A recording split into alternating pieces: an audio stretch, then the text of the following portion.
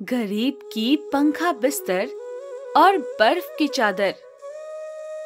ये कहानी है सीतापुर गांव की, जहां लक्ष्मी अपने पिता और अपनी माँ कांता देवी के साथ रहा करती थी।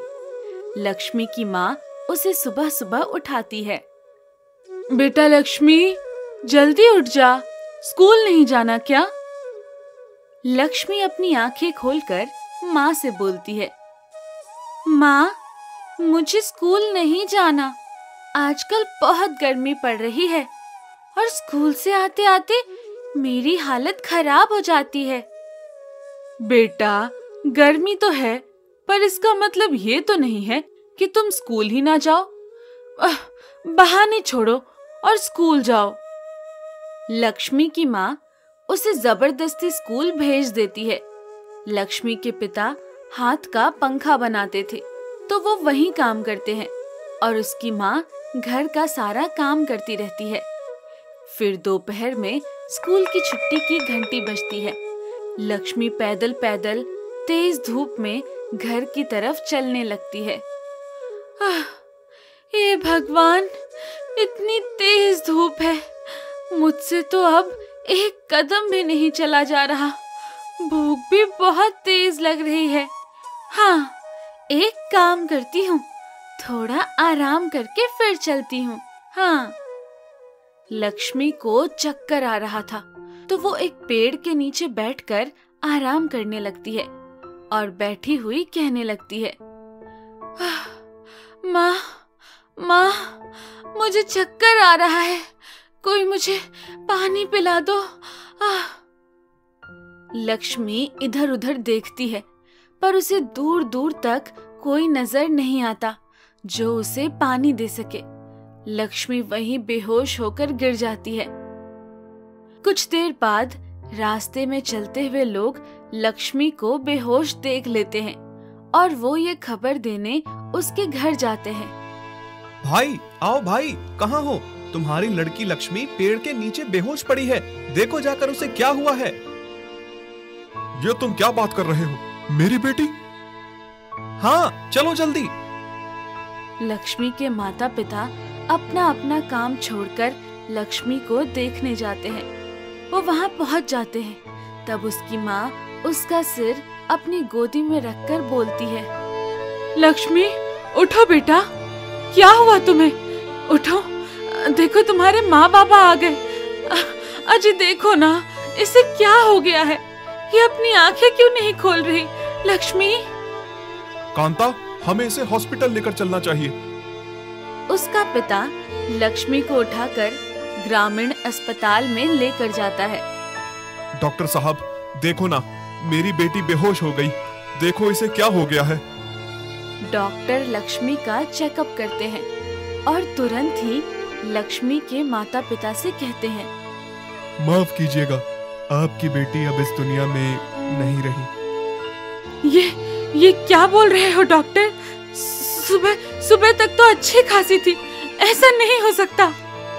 आपकी बेटी भूख, प्यास और धूप की वजह से मर गई। ज्यादा धूप के कारण इसके शरीर का पानी सूख गया, इसे डिहाइड्रेशन हो गया था, जिसके कारण ये अब जिंदा नहीं है। कांता और उसका पति दोनों अपनी इकलौती बेटी के मरने का सदमा बर्दाश्त नहीं कर पाते।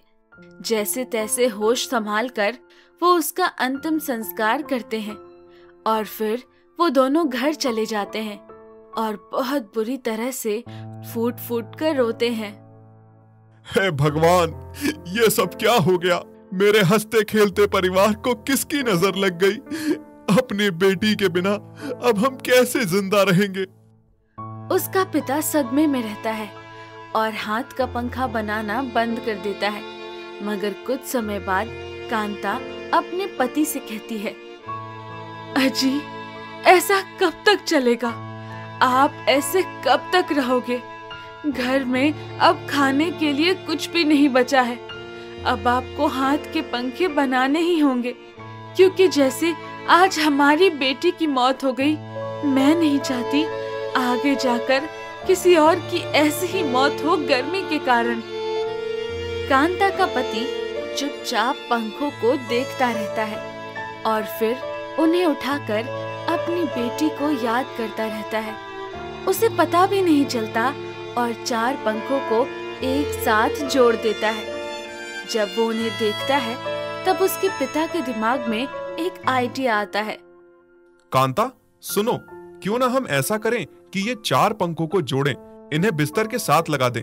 फिर ये काफी ठंडक और हवा देंगे ताकि इंसान को गर्मी ना लगे। और उस पंखे के ऊपर हम एक चद्दर लगा देंगे और उसमें बर्फ डालकर, नमक डालकर रख देंगे ताकि ठंडक बरकरार रहे। और जो पानी पिघलेगा वो भी पंखे के अंदर ही जाएगा ताकि और ठंडक बरकरार रहे। आपका आइडिया तो बहुत अच्छा है। एक बार तैयार करके देखो, क्या वाकई ये तरकीब काम करती है या नहीं। फिर क्या था, कांता का पति अपना पंखा बिस्तर तैयार करता है। उसे बेड के बराबर में मच्छरदानी जैसा खड़ा कर देता है। साथ ही उसके ऊपर एक कॉटन की चादर लेकर उसे उसके ऊपर लगा देता है। उसमें बर्फ और नमक डालकर वो पूरे दिन देखता है कि उन्हें ठंडक मिलती है या नहीं। फिर शाम में वो कांता से कहता है, कांता, देखो, हमारी मेहनत सफल हो गई। अब कोई भी गर्मी से नहीं मरेगा, जैसे हमारी बेटी मरी थी। बस फिर क्या, उसने 1-2 और ऐसे ही बिस्तर वाले पंखे तैयार कर दिए। एक दिन वहाँ से गांव का प्रधान गुजर रहा था। ऐसा अद्भुत पंखा देखकर वो उनसे पूछता है, अरे भाई राजू, ये क्या है? ये कैसा बिस्तर वाला पंखा है? प्रधान जी, ये मैंने अभी अभी बनाया है। इससे कोई भी गरीब गर्मी से नहीं मरेगा। आप चाहो तो एक बार इसका इस्तेमाल करके देख सकते हो। प्रधान राजू से उसका पंखा चादर मंगाता है और वो उसे इस्तेमाल करता है तो उसे वो बहुत पसंद आता है। तब प्रधान बोलता है, अरे ये तो बहुत अच्छी चीज है राजू, इससे तो हम बहुत पैसे कमा सकते हैं। मार्केट में आज तक ऐसी कोई चीज नहीं आई है। नहीं नहीं प्रधान जी, मैंने ये गरीबों के लिए बनाया है। मुझे इसे बेचकर पैसे नहीं कमाने। राजू, अभी तक तुमने जितने भी बिस्तर के पंखे बनाए हैं सब मुझे दे दो, मैं उन्हें गांव में बंटवा दूंगा। प्रधान राजू से सारे बिस्तर पंखे खरीद कर उन पंखों को बहुत महंगे दाम पर बेचना शुरू कर देता है। सिर्फ अपने गांव में ही नहीं बल्कि आसपास के गांव में भी। फिर एक दिन प्रधान देखता है कि राजू की बीवी बिस्तर पंखा लेकर कहीं जा रही थी तो उसने राजू को बुलाया। राजू, मैं तुमसे एक बात साफ साफ कहना चाहता हूँ। अगर तुमने ये बिस्तर पंखे किसी और को बेचे तो मैं तुम्हारी बीवी को मार दूंगा। और इसे धमकी मत समझना, तुम मुझे जानते हो मैं क्या क्या कर सकता हूँ।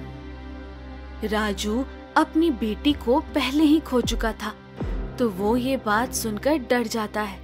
प्रधान उससे उसके सारे पंखे ऐसे ही खरीद लेता है और दूसरे ग्राहकों को महंगे दाम पर बेचता है, मगर इतने महंगे देता था कि आधे से ज्यादा लोग उसे खरीद नहीं पा रहे थे। मगर वो उसे खरीदना चाहते थे तो लोग आपस में बात करते हैं, अरे भाई, प्रधान जी ने तो पंखा बिस्तर बेचना शुरू कर दिया। वो चीज तो बहुत अच्छी है, मगर क्या करें, इतने ज्यादा पैसे हैं, कैसे खरीदें? लगता है हम गरीबों के नसीब में सिर्फ गर्मी में मरना ही है। हाँ भाई, कर भी क्या सकते हैं, अब गर्मी से बेहाल तो रहना ही पड़ेगा। राजू उधर से गुजर रहा था तो जाते जाते वो सब बात सुन लेता है तो वो उन लोगों के पास जाता है और बोलता है, क्यों भाई, क्यों नहीं ले पा रहे?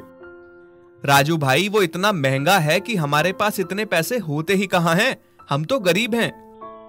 पर ये बिस्तर पंखा तो मैंने ही बनाया है, अगर तुम्हें चाहिए तो मैं बना सकता हूँ। लोग उसे देखकर हंसते हैं और बोलते हैं, अच्छा, क्या मजाक कर रहे हो भाई, तुम तो हाथ का पंखा बनाते हो और ये तो पूरा पंखा चादर है, तुम पर नहीं बन पाएगा। नहीं, मैं सच बोल रहा हूँ, ये मैंने ही बनाए हैं। पर प्रधान ने इसे आप लोगों को देने की जगह महंगा करके पैसे कमाना शुरू कर दिया। मैंने तो यह लोगों की भलाई के लिए बनाने शुरू किए थे।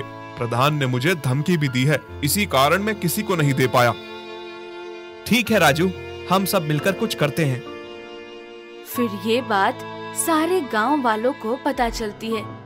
तो वो एक प्लान बनाते हैं और प्रधान को सबक सिखाने का ठान लेते हैं। सब लोग प्रधान के घर की लाइट भगा देते हैं और अंधेरे का फायदा उठाकर उसे बहुत मारते हैं। प्रधान उनसे बोलता है,